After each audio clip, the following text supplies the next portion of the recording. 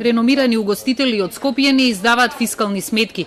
УЈП преку вградените GPS уреди констатирала континуирано сторнирање фискални сметки во кафулиња, ресторани, пицерии и барови, што го надминува бројот од 130 сметки дневно со сторниран вкупен дневен промет што се движи и до 40.000 денари.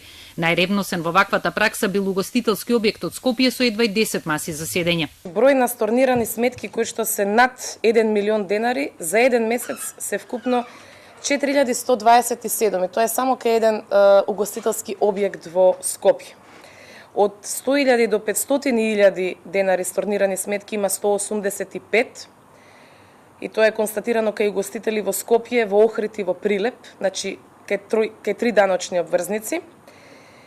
И од 50 до 100.000 денари, значи сторнирани сметки има 76 за еден месец и се утврдени кај угостителски објект во Скопје. Законот не го ограничува бројот на фискални сметки што може да бидат сторнирани, вели Лукаревска.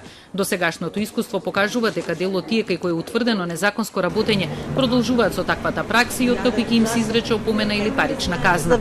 Тоа значи дека даночниот обврзник дава на потрошувачот фискална сметка, меѓутоа потрошувачот ако не ја земе таа фискална сметка, оди на ризик дека истата ќе биде сторнирана и врз основа на тоа се прави еден вид на затајување на данокот.